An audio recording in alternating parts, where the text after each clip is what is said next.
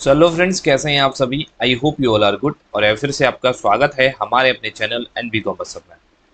दोस्तों, आज की वीडियो के अंदर हम लोग डिस्कस करने जा रहे हैं अपने रिसर्च मैथडोलॉजी की जो सीरीज है हमारी, उसका नॉन प्रोबेबिलिटी सैम्पलिंग के मेथड्स को। बेसिकली रिसर्च मैथडोलॉजी के अंदर हमारे 7 क्लासेज ऑलरेडी मैं अपलोड कर चुका हूं, जिसके अंदर वन बाय वन सभी चीज़ें हमने डिस्कस करी हैं। और लास्ट जो वीडियो थी इसके अंदर हमने डिस्कस किया था प्रोबेबिलिटी सैम्पलिंग की जो मेथड्स हैं वो कैसे यहाँ पे वर्क करती हैं, कौन सी मेथड के अंदर किस तरीके से डेटा कलेक्शन किया जाता है, वो सारी चीज़ें हमने डिस्कस किया था। आज हम लोग नॉन प्रोबेबिलिटी सैम्पलिंग को देखेंगे और इसके वेरियस मेथड्स की हम यहाँ पे डिस्कशन करेंगे। अगर अभी तक आपने पुरानी वीडियोस को नहीं देखा है तो कंप्लीट प्लेलिस्ट मैंने एक अलग से बना दी है उसकी, रिसर्च मैथडोलॉजी के नाम से। उसका लिंक मैं आपको दे दूंगा डिस्क्रिप्शन बॉक्स प्लस कमेंट्स में भी मैं पिन कर दूंगा। और साथ में कोई इन्फॉर्मेशन अगर आपको चाहिए रहती है तो उससे रिलेटेड हमारे लिए आपका ग्रुप बना हुआ है, जो टेलीग्राम पे ग्रुप है, तो उसको भी आप ज्वाइन कर सकते हैं। उसका भी लिंक आपको मिल जाएगा। चलिए वीडियो को स्टार्ट करते हैं और सबसे पहले नॉन प्रोबेबिलिटी सैम्पलिंग को समझते हैं, क्योंकि लास्ट वीडियो के अंदर मैंने आपको समझाया था। देखिए, प्रोबेबिलिटी और नॉन प्रोबेबिलिटी का मतलब क्या होता है। देखिए, प्रोबेबिलिटी सैम्पलिंग वो सैम्पलिंग मेथड होती है जिसके अंदर मैंने आपको बताया था कि यूनिवर्स के अंदर जितने भी आपके जो कंपोनेंट्स होते हैं उनको बराबर का राइट होता है कि वो क्या हो जाए, एज ए सैंपल यहाँ पे चूज हो जाए। जैसे फॉर एग्जांपल ये आपका यूनिवर्स है और उसमें से आप क्या कर रहे हैं, अपना सैंपल ड्रॉ करना चाह रहे हैं। तो इसमें से आप रैंडमली इसको करेंगे, मतलब रैंडम तरीके से आप सैंपल को ड्रॉ करेंगे, so that every unit of the universe has an equal chance of being selected as a sample। तो ये यहाँ पे होता है। इसमें हम बात करते हैं किसमें, रैंडम सैंपल्स में, या फिर हम लोग बात करते हैं प्रोबेबिलिटी सैम्पलिंग के अंदर। तो ये हमने लास्ट वीडियो के अंदर या लास्ट क्लास के अंदर हमने पढ़ लिया था।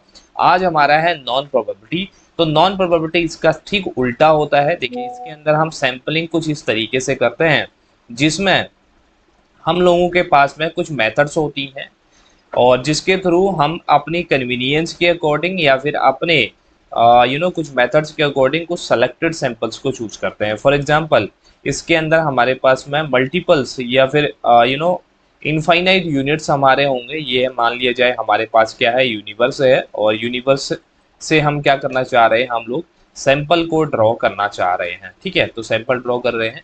तो इसमें से हम रैंडम, अगर रैंडम तरीके से हम फॉलो करें जो मेथड, तो वो तो हमारा हो गया कौन सा, प्रोबेबिलिटी सैम्पलिंग का पार्ट हो जाता है। लेकिन अगर हम इसके अंदर बात कर रहे हैं, इस मेथड के अंदर नॉन रैंडम तरीके से सैंपल को ड्रॉ करने की, नॉन रैंडम तरीके से सैंपल ड्रॉ करने का मतलब हम कुछ अपने सेलेक्टिव हो जाएंगे, कुछ अपने मेथड्स को यूज करेंगे जिसमें से हम कुछ क्राइटेरिया को हम लोग सेट करेंगे, जिससे हमें पता चलेगा कि हम कुछ सेलेक्टिव चीज़ों को ही सेलेक्ट कर रहे हैं एज ए सैंपल। जैसे फॉर एग्जांपल, मैंने कोई प्रोसीजर फॉलो किया जिसके थ्रू मैंने इसको और इस वाले को और इस वाले को, इन 3 सैंपल्स को मैंने यहाँ पे ले लिया एज ए सैंपल, मैंने यहाँ पे ले लिया। तो ये मैं क्या हो गया, यहाँ पे सेलेक्टिव हो गया, मैंने रैंडमली चूज नहीं किया। तो इसको मैं नॉन रैंडम सैंपल बोलूँगा, नॉन रैंडम सैम्पलिंग मेथड बोली जाएगी, और इसको हम नॉन प्रोबेबिलिटी सैम्पलिंग भी कहते हैं। ठीक है बात। तो मैंने एक रिकैप आपको दे दिया, अब शुरू करते हैं। The probability sampling of each case being selected from the total population is not known. Units of the samples are chosen on the basis of personal judgement और कन्वीनियंस। तो इसके अंदर देखिए, सबसे पहली चीज क्या बोली गई है, जो सैंपल हम सेलेक्ट करने जा रहे हैं पॉपुलेशन से, बेसिकली वो सैंपल हमें नोन नहीं है। दूसरी चीज, units of the samples are chosen on the basis of personal judgement. अब ये इंपॉर्टेंट चीज है यहाँ पे। पर्सनल जजमेंट का मतलब क्या हो गया कि हम कुछ इसमें क्या हो गए हैं, सेलेक्टिव हो गए हैं। सेलेक्टिव होना का मतलब होता है कि हम लोगों ने कुछ पैरामीटर को फॉलो किया है जिसके बेसिस पे हम कुछ सेलेक्टिव सैंपल को ही चूज करेंगे, रैंडम सैंपल को चूज नहीं करेंगे। और इसको हम लोग कन्वीनियंस मतलब क्या होता है, हमारी सुविधा, जरा सुविधा अनुसार हम लोग अपनी सुविधा अनुसार या फिर जजमेंटल होके हम लोग क्या कर रहे हैं, सैंपल को चूज कर रहे हैं। इसको हम नॉन प्रोबेबिलिटी सैम्पलिंग कहते हैं। There are no statistical techniques for measuring a random sampling error in a non-probability sample। अब इसके अंदर बोला गया, देखिए क्या, यहाँ पे कोई ऐसा टेक्निक्स नहीं है जो कि आपके नॉन प्रोबेबिलिटी सैम्पलिंग के अंदर सैम्पलिंग एरर को बता पाए। क्योंकि देखिए, हमारे पास में जो प्रोबेबिलिटी सैम्पलिंग होती है उसके सैम्पलिंग एरर को बताने के लिए हमारे पास बहुत सारी टेक्निक्स होती हैं, बहुत सारी फॉर्मूलेज होते हैं। लेकिन इस चीज़ को ध्यान में रखना है कि नॉन प्रोबेबिलिटी सैम्पलिंग अगर आप कर रहे हैं तो उस केस में एरर को मेजर करने के लिए आपके पास में कोई भी टेक्निक्स यहाँ पे नहीं होती है। क्लियर? इसीलिए बोला जाता है कि आपको हमेशा जो एक अच्छा सैंपल होता है ना, उसको आप रैंडम तरीके से आप लें, मतलब वो आपका प्रोबेबिलिटी टाइप सैंपलिंग होना चाहिए, इसीलिए ये बोला जाता है। Therefore, generalizability is never statistically appropriate। तो यहाँ पे जनरलाइजेशन ज़्यादा अप्रोप्रिएट नहीं माना जाता अगर नॉन प्रोबेबिलिटी सैम्पलिंग को फॉलो किया जाता है, क्योंकि हम जनरलाइजेशन कब करते हैं, जब कुछ हम लोग टेक्निक्स को, ट्रिक्स को, मेथड्स को फॉलो करने के बाद में उस चीज़ को जनरलाइज करते हैं। ठीक है बात? अब इसके मेथड्स पे चलते हैं कि हमारे पास इसके कितने मेथड हैं, कौन कौन से हमारे पास इसके सैम्पलिंग के मेथड्स हैं। देखिए, सबसे पहला इसके अंदर है जिसको हम पर्पसिव सैम्पलिंग कहते हैं, दूसरा है कोटा सैम्पलिंग, तीसरा है स्नोबॉल सैम्पलिंग, चौथा है सेल्फ सिलेक्शन सैंपल, या फिर पांचवा है कन्वीनियंस सैम्पलिंग। तो ये कुछ मेथड्स हैं हमारे नॉन प्रोबेबिलिटी सैम्पलिंग के। अब वन बाय वन समझते हैं कौन से मेथड के अंदर किस तरीके से सैंपल लिया जाता है। सबसे पहले बात करते हैं हम लोग पर्पसिव सैंपलिंग की। पर्पसिव जैसा नाम से पता चल रहा है, पर्पज माने हो गया उद्देश्य, ठीक है, उद्देश्यपूर्ण सैंपलिंग ये हो गई है, पर्पसिव सैंपलिंग इसको बोलते हैं। ऑल्सो कॉल्ड जजमेंट सैंपलिंग, इसको हम जजमेंट सैंपलिंग कहते हैं क्योंकि इसके अंदर कहीं ना कहीं हमारा जजमेंट होता है, हम लोग कहीं ना कहीं इसके अंदर अपना जजमेंट फॉलो करते हैं। The sampling procedure in which an experience research selects the sample based on some appropriate characteristic of sample member to serve a purpose. अब इसके अंदर सबसे बड़ी चीज क्या होती है पर्पसिव सैंपलिंग के अंदर, कि आपका एक्सपीरियंस मैटर करता है। मतलब रिसर्चर को कितना एक्सपीरियंस है सैंपल को कलेक्ट करने का, कहीं ना कहीं वो यहाँ पे यूज होता है। तो वही हमारे कुछ बेसिक कैरेक्टरिस्टिक के बेसिस पे यहाँ पे सैंपल लिया जाता है। इसका एक एग्जांपल मैं आप लोगों को देता हूँ। जैसे फॉर एग्जांपल एक शॉप है, ठीक है, यहाँ पे क्या है, एक दुकान है, और वो दुकान किसकी है, इलेक्ट्रिशियन की दुकान है। और उस दुकान के अंदर आप चले जाते हैं और उसमें दो सिनेरियो मैं आपको बताऊंगा अभी। पहला सिनेरियो तो ये है कि वहाँ पे एक जो आपका सेलर है वो न्यू है, मतलब नई दुकान उसने खोल रखी है। एक ओल्ड सेलर है, ठीक है, एक पुराना दुकानदार है जिसको काफ़ी सालों का एक्सपीरियंस है अपने इलेक्ट्रॉनिक्स के सामान बेचने का। वहीं दूसरी तरफ एक नया दुकानदार है जिसने जस्ट अभी अभी दुकान खोली है, अभी अभी सारा सामान उसने डाला हुआ है, उसको ज़्यादा एक्सपीरियंस नहीं है। तो इस केस में देखिए होगा क्या, नए दुकानदार से आप कुछ मांगेंगे तो उसको ढूंढने में काफ़ी टाइम लगेगा कि कौन सा सामान कहाँ पे रखा हुआ है, उसको ढूंढेगा वो, और बहुत ज़्यादा वो रैंडमली चीज़ों को यहाँ पे ढूंढेगा कि कहाँ पे मैंने रख दिया है।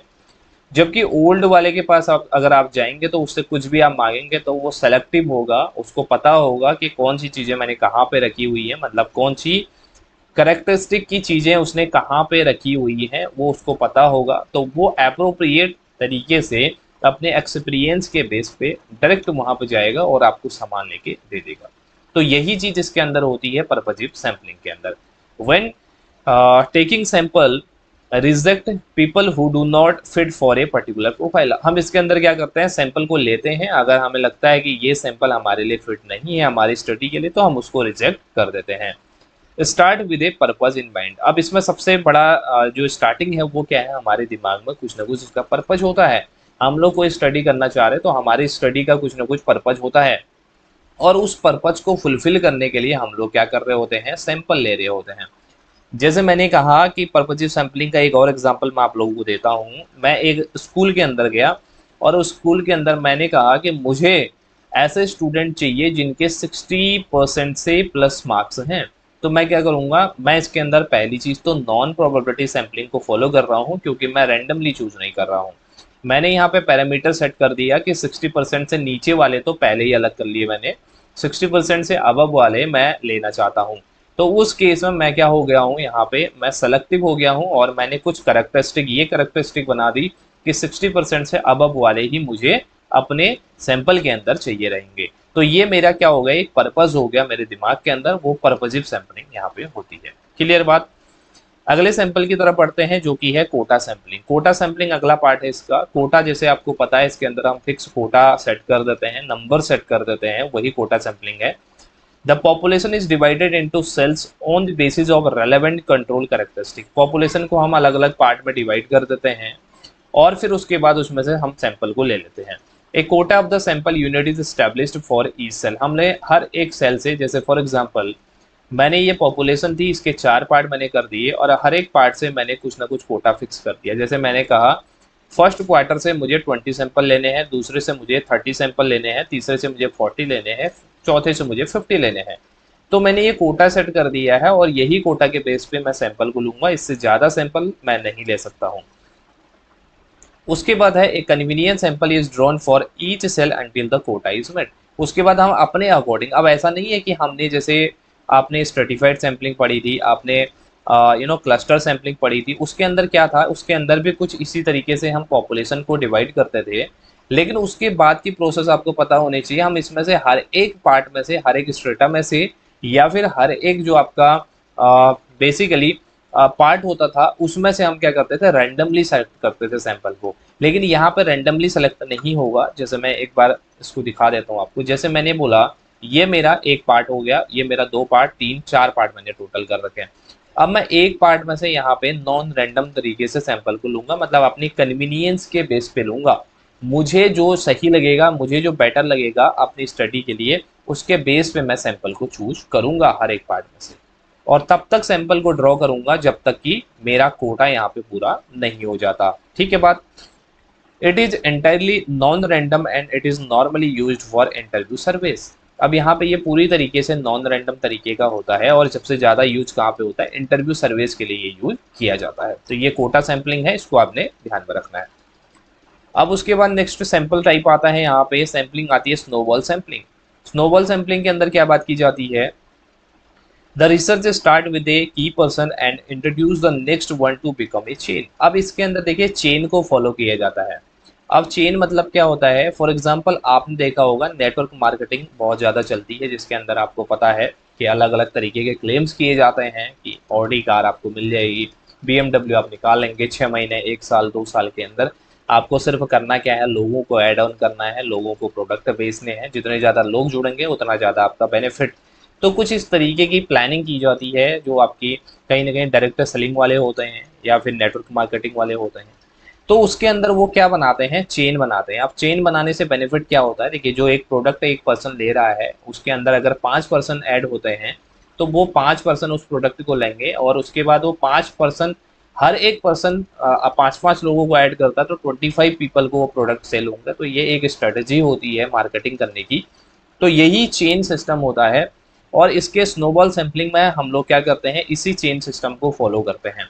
अब इसके अंदर होता क्या है, फॉर एग्जांपल आपके पास में कोई ऐसी पर्सनालिटी है, ऐसा कोई पर्सन है जिस तक आपकी पहुंच नहीं है। फॉर एग्जांपल कोई आपका CM है, चीफ मिनिस्टर है या कोई मिनिस्टर है जिससे आप डायरेक्टली पहुंच नहीं सकते, जिससे आप डायरेक्टली डेटा को कलेक्ट नहीं कर सकते। उस केस में आप क्या करते हैं, उसके किसी PA को या फिर कोई जो उसका क्लोज होता है, कोई आपका जो जान पहचान में रहता है, तो उससे क्या करते हैं, उसके बारे में पूछ लेते हैं। ठीक है, तो एक चेन सिस्टम हो जाती है, उसको वो पर्सन सामने वाले पर्सन से पूछेगा और लास्ट एंड तक आपको बताएगा। तो मतलब क्या हो गया कि आप एक ऐसे पर्सन को, की पर्सन को पकड़ लेते हैं जो आपको इन्फॉर्मेशन दे पाए और वो की पर्सन क्या करता है, आगे चेन बना के लास्ट एंड जिससे आपको इन्फॉर्मेशन चाहिए वहां तक पहुंचता है और वो इन्फॉर्मेशन निकाल के आप तक ले आता है।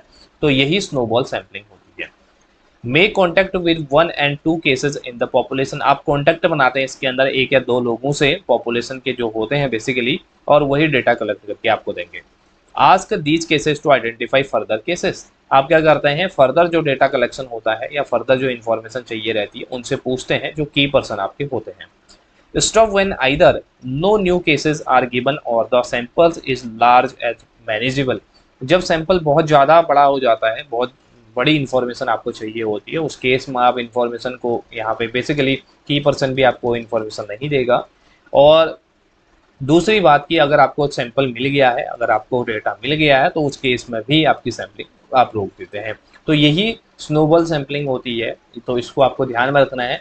जहाँ पे भी आपको नेटवर्किंग, चेन, ये सारी चीज़ें आपको दिखें सिस्टम के कि एक पर्सन दूसरे पर्सन से डेटा कलेक्ट कर रहा है, तीसरे पर्सन से कर रहा है, लोगों से कॉन्टैक्ट बनवा रहा है, तो वो सारी चीज़ें स्नोबॉल सैंपलिंग के अंदर होती है। ठीक है बात। अगले सैंपल की बात करते हैं, self selection sampling. It occurs when you allow each case, usually individuals, to identify their desire to take part in the research you therefore। अब ये सेल्फ सिलेक्शन सैंपल बेसिकली क्या है, देखिए जिसके अंदर जो यूनिवर्स के अंदर पर्सन है वो खुद से डेटा देना चाहते हैं, खुद से आपके सैंपल्स के लिए यहाँ पे सेलेक्ट होना चाहते हैं, तो उनसे इंडिविजुअल से आप पूछते हैं। जो जिनकी अपनी मर्जी होती है, जो लोग अपने विलिंगनेस दिखाते हैं अपने आपके स्टडी के अंदर, तो वो उनसे ही डेटा आप यहाँ पे कलेक्ट करते हैं। Publicize your need for the cases either by the advertising through appropriate media or by asking them to take part। आप क्या करते हैं इसके अंदर, दो तरीके को फॉलो कर सकते हैं आप, या तो एडवर्टाइजमेंट फॉलो कर सकते हैं, एडवर्टाइजमेंट आप करवा सकते हैं, या फिर आप डायरेक्टली जाकर रिस्पोंडेंट से पूछ सकते हैं कि हमारे रिसर्च के लिए क्या आप एक पार्ट बनेंगे। तो वो अपनी यहाँ पे विलिंगनेस दे देते हैं, तो उस केस में ये सेल्फ सिलेक्शन सैम्पलिंग होता है। Collect data from those who respond, जो आपसे रिस्पॉन्ड कर गया, जो आपको बताएगा ठीक है हम लोग आपके रिसर्च का पार्ट बनना चाहते हैं, तो उनको आप उनसे आप डेटा को ले लेते हैं। तो यही आपका सेल्फ सिलेक्शन सैम्पलिंग होता है, जैसे नाम से ही पता चल रहा है सेल्फ सिलेक्शन, ठीक है, तो अपना खुद का सिलेक्शन। उसके बाद अगली सैंपल टाइप आती है जिसको कन्वीनियंस सैम्पलिंग यहाँ पे कहते हैं। देखिए कन्वीनियंस सैम्पलिंग कौन सी सैम्पलिंग होती है, कॉल्ड एज द एक्सीडेंटल और इंसिडेंटल सैम्पलिंग। इसको आपको ध्यान में रखना है, ये दोनों वर्ड आपको ध्यान में रखना है। एक्सीडेंटल या फिर इंसिडेंटल सैम्पलिंग किसको बोलते हैं, कन्वीनियंस सैम्पलिंग को बोलते हैं, इसी के ये नाम है। तो कभी कभी नाम पूछ ले जाते हैं एग्जाम के अंदर, तो ये ध्यान में रखना है कि यही इसके नाम भी है। उसके बाद नेक्स्ट है यहाँ पे selecting haphazardly those cases that are easiest to obtain. आप इसके अंदर क्या करते हैं ना, ऐसे सैंपल्स को चूज करते हैं जो आपके लिए इजी होते हैं। जैसे कन्वीनियंस लिखा हुआ ना, कन्वीनियंस का मतलब क्या होता है, आपके लिए इजी होना, कोई भी चीज़ हमारे लिए इजी होना, हमारे सुविधा अनुसार होना, सुविधाजनक होना। तो इसके अंदर आप ऐसे सैंपल्स को चूज करते हैं जो आपके इजीएस्ट होते हैं ऑब्टेन करने। एग्जाम्पल के लिए आपने एक अपने स्टेट के पास में या अपने स्टेट के अंदर किसी विलेज की स्टडी करनी थी, क्या करनी थी, किसी विलेज की आपने स्टडी करनी थी, लेकिन वो विलेज काफ़ी दूर था। फिर आपने क्या किया, उसी के जैसे करेक्टरिस्टिक वाले एक ऐसे विलेज को ले लिया जो आपके घर के पास में था, ठीक है। तो उसी घर के पास में, आपके घर के पास में था, आपका नज़दीक है, वहाँ पे डेटा कलेक्ट करना है, लोग आपके पहचान के हैं, सारा सब कुछ आपको कन्वीनियंट लगा। तो आपने क्या किया, इस वाले जो आपका एरिया था उसको छोड़ के आपने अपने घर के पास वाले एरिया को आपने ले लिया, वहाँ से आपने डेटा कलेक्ट किया, जबकि दोनों के करेक्टरिस्टिक ऑलमोस्ट सेम हैं। वहाँ पे लिटरेसी रेट हो गया, पॉपुलेशन वगैरह हो गया, वो बाकी की जो चीज़ें हैं वो भी यहाँ पे सेम है। तो उस केस में आपने इस वाली जगह को छोड़ दिया और अपने घर के पास वाली जगह को ले लिया, वहाँ से डेटा आपने कलेक्ट किया अपने रिसर्च को आपने कैरी ऑन करने के लिए। तो ये आपका क्या हो गया, कन्वीनियंस होगी आपके लिए। तो इसको कन्वीनियंस सैम्पलिंग के अंदर बोला जाता है, क्योंकि डेटा आपके लिए यहाँ से कलेक्ट करना ईजी है। Sample most availed are chosen, जो आपके लिए सबसे ज़्यादा अवेलेबल सैंपल हैं, सबसे आसानी से जो आपको मिल जाएंगे, उनको यहाँ पे चूज किया जाता है। It is done at the convenience of the researcher, researcher की कन्वीनियंस पे ये जो सैंपल हैं वो यहाँ पे चूज किए जाते हैं। तो यही जो मेथड होती है वो कन्वीनियंस सैम्पलिंग कहलाती है। बेसिकली अलग अलग तरीके से कन्वीनियंट हो सकता है, हर एक के लिए एक तरीके से कन्वीनियंट होने का मतलब नहीं है। किसी के लिए एरिया वाइज कन्वीनियंट हो सकता है, किसी के लिए कॉस्ट वाइज कन्वीनियंट हो सकता है, तो किसी के लिए यहाँ पे डेटा कलेक्ट करने के लिए, जान पहचान के लिए, या फिर लाइजनिंग के लिए वो कन्वीनियंट हो सकता है। तो अलग अलग तरीके से रिसर्चर पे कन्वीनियंट हो सकता है, तो इसको कन्वीनियंट सैम्पलिंग कहते हैं। ऑब्जेक्टिव इस सैम्पलिंग का यही है कि रिसर्चर को बेसिकली सुविधा हो, उसको कन्वीनियंस लगे डेटा को कलेक्ट करने के लिए, ताकि डेटा के अंदर मैनिपुलेशन ना हो पाए, ठीक है बात। तो ये सारी सैम्पलिंग की मेथड्स हम लोगों ने आज डिस्कस करी है, जिसके अंदर नॉन प्रोबेबिलिटी सैम्पलिंग की ये सारी मेथड यहाँ पे हैं। तो आज की वीडियो में हम लोग इतना कर रहे हैं, ठीक है। ऑलमोस्ट जो रिसर्च का पार्ट है वो आपका जो बेसिक रिसर्च होती है वो पार्ट मैंने ऑलमोस्ट यहाँ पे ख़त्म किया है। और इसके अलावा जो नेक्स्ट पार्ट है, नेक्स्ट आगे के जो वीडियोस हैं वो फिर मैं नेक्स्ट क्लास के अंदर यहाँ पे आपको प्रोवाइड करूँगा। तो सारी वीडियोस 1 बाय 1 सभी देखना, तभी आपको चीज़ें समझ में आएंगी, क्योंकि रिसर्च ऐसा पार्ट है जिसके अंदर आप अगर प्रीवियस वाला जो टॉपिक है वो छोड़ दोगे, आगे का टॉपिक आपको समझ में नहीं आएगा। तो सभी टॉपिक्स की मैंने प्लेलिस्ट भी बना दी है, उसका लिंक मिल जाएगा, तो 1 बाय 1 सभी वीडियोज़ को आप चेक कर सकते हैं। सो गाइस, आज की वीडियो में इतना ही था। वीडियो पसंद आती है लाइक करना न भूलें, अपने दोस्तों के साथ जरूर शेयर करें। नेक्स्ट वीडियो में फिर मिलेंगे। Thank you so much, have a nice day, take care, bye bye.